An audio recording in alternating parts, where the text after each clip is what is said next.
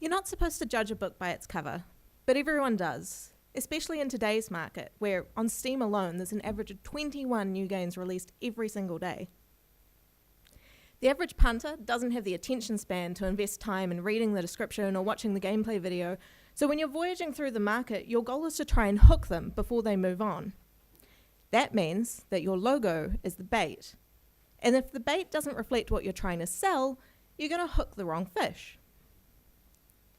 So let's look at how to use the right kind of bait. We're going to talk about what different typefaces mean, why it matters, and how that works in international waters. We'll be making a few generalizations here, of course, but these are just good rules of thumb to follow when you're starting out with brand design. All things in life have a denotation and a connotation. The denotation is what it says on the box, and the connotation is what we infer from that box. And beyond the color choices, the symbols, the layouts, every logo's font makes up a huge part of the connotations of that logo. Serif typefaces are identified by the little feetsies that stick out from the end of the letters. They lend themselves to connotations of tradition, the past, elegance, and fantasy. And we can break them down into a few further subclassifications as well. Old-style serifs are what we tend to think of when we think of a serif typeface. They're the kind of fonts that we associate with newspapers and old-timey things, so using an old-style serif will make you look particularly austere or traditional. If you're going for the fantasy, western, or otherwise fictional look, and you want to fun it up a little bit, maybe you need to look into a modern serif or a slab serif. If you retain the feetsies on the ends of the letters while moving away from other old-style features like traditional line weight or letter proportions, you're going to keep that fantasy look without being too serious. Another way to dial back the austerity is to look at a sans serif typeface. As the name suggests, sans serifs are sans serifs, or without feetsies. A more recent invention, sans serifs have connotations of being modern or futuristic instead of traditional, authoritative or elegant, science instead of fantasy. If you want to stay serious, choose a grotesque sans serif whose standardized stroke width connotes uniformity, authority or imposingness, or order. Or, if you're after modern but flavorful, maybe a geometric or a humanist sans is for you. Geometric sans serifs take that uniformity and twist it. They retain the stroke weights and the consistency there, but they tend to stick to circles and hard lines, angles, and in the most severe cases it can lead to really dramatically different character widths, which gives a sense of personality or even humor. Humanists do the opposite. They retain the normal character widths, but instead what they do is they vary the line weight, which makes them look more warm or personable. Of course, if serifs and sans serifs are both too subtle for your needs, then maybe a script is what you're after. These vary even more wildly than serifs and sans serifs do, but I like to categorize them loosely as cursive, handwritten, and blackletter. The connotations of cursive and handwritten fonts are fairly similar. The more curvy or soft the lettering, the warmer the connotations it gives. Start adding more hard lines and straight edges, and you move into elegance or even severity. The key difference between the two is that cursive will look older or more refined, and handwritten will seem more childish or raw. Blackletter is a whole nother kettle of baitfish. Coming from medieval Western Europe, our connotations of it are almost exclusively to do with our perceptions of its origins. So that's old world, fantasy, knights, and magic. A wee life tip too, if you're thinking about doing a lot of branding design, categorize all of your fonts in whatever font management software you have. I just use FontBook because it came on my computer, and group them all into the different categories that I've just mentioned. Future you will love you for it when you think, oh, I really want a sans serif, but I've got to go through all 6,000 fonts that I have and I don't know which one I want to pick. As if we weren't being specific enough though, all of these typefaces can be broken down into fonts. Without being too nitty-gritty, the bolder the font weight, the more loud or authoritative it becomes. Lighter fonts will look more gentle or recessive, and that includes italics as well. Narrow fonts will seem more elegant or even uptight if they're really tightly spaced. And wide fonts will seem more imposing or, like bold fonts, loud. So now we get to the important question, why should I care? Let's go back to our bait analogy. If you're using the wrong kind of bait, you're going to end up in hot water twice. The first time, because your target demographic will look at your game and think, oh, this doesn't look like something I'm into, and they'll pass it over.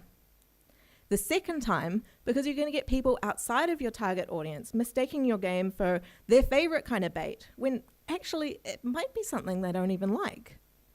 If you're lucky, those accidental catchers might decide they do like what you're fishing up after all, but more likely than not, this miscommunication will cost you, both in terms of losing the people you were looking for and misleading and therefore irritating and alienating your unintended prey. How much you botch this up will change the impact of this miscommunication, so let's look at some examples. Final Fantasy is a classic franchise of, funnily enough, fantasy roleplay games. Some installments have sci-fi elements, absolutely, but its core is very much in fantasy, especially this one. Their font is a serif, so we know that it's fantasy. It's a bold font, so it feels serious and traditional. And the narrowness of it gives connotations of elegance. Think regal, straight-backed monarchs. In contrast, Overwatch is a sci-fi shoot-'em-up. It's a bit fantastical, sure, but there's little classic about it. They've gone for a sans serif, which tells us it's modern or futuristic. The font is a hybrid geometric grotesque, a wide, square font that doubles down on uniformity and practically yells military at us. And by using a boldface, they've tripled that sense of seriousness or authority. So if we swap the two brands of these, it'd be a little bit of a misfire. But there are enough similarities between the two, it's not entirely catastrophic. Overwatch is still a military game, it's just now a steampunk or historical military. And this Final Fantasy logo is much too high-tech for the pseudo-medieval FF9, but it's actually not that out of place on the Future Meets Fantasy Final Fantasy 13 or 15 games. That said, missing the mark can go very, very wrong. Continuing our examples, if we take two games with similar themes at a glance, a protective father and their assertive child, what comes out can be quite different from what we intend. Dream Daddy's cursive, curvy font tells us it's a warm, upbeat, humanist game. Romantic, but like the cuddly kind of romantic, rather than the ooh la la candlelit dinner kind. Appropriate for a punny, silly dating simulator. God of War's bold, serif font, full of hard lines and literal spikes on the G and the R, gives us the impression that it's a brutal, austere fantasy game. Angry, but in an almost militarized kind of way.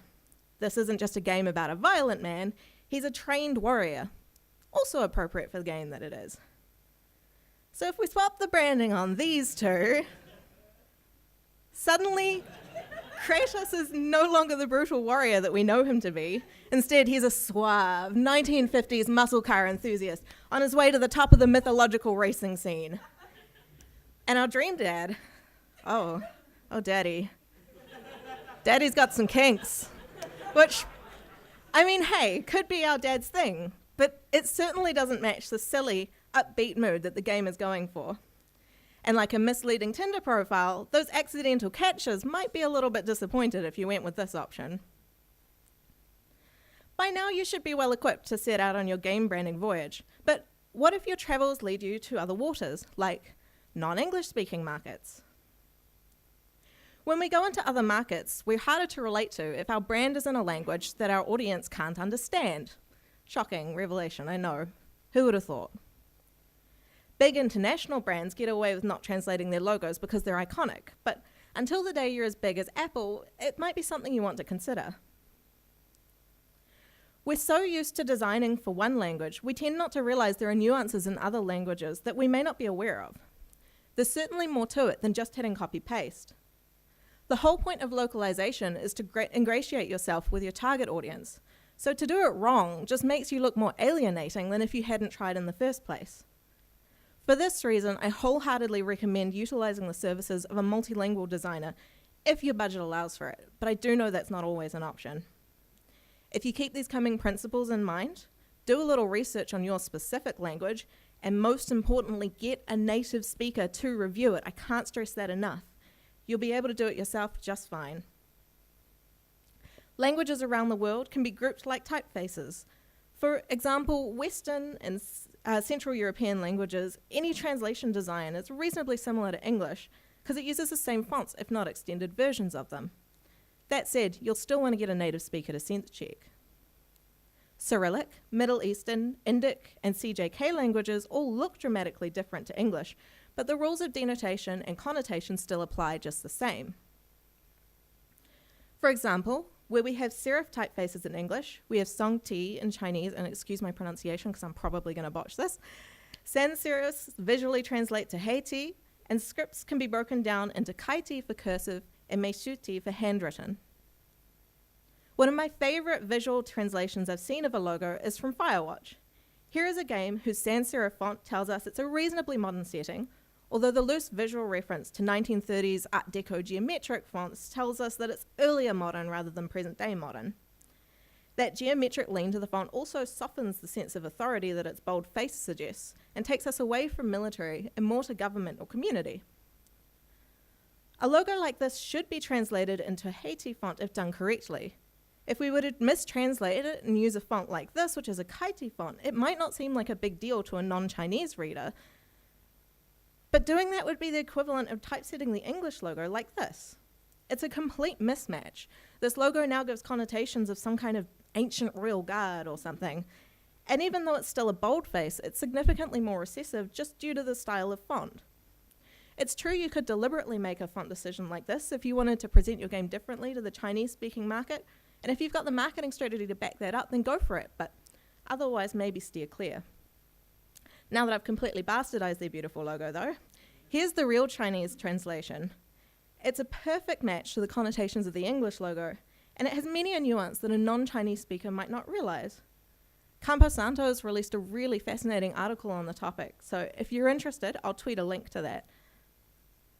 And that said, my Twitter account is Jess M. Woodward if you'd like to find that article.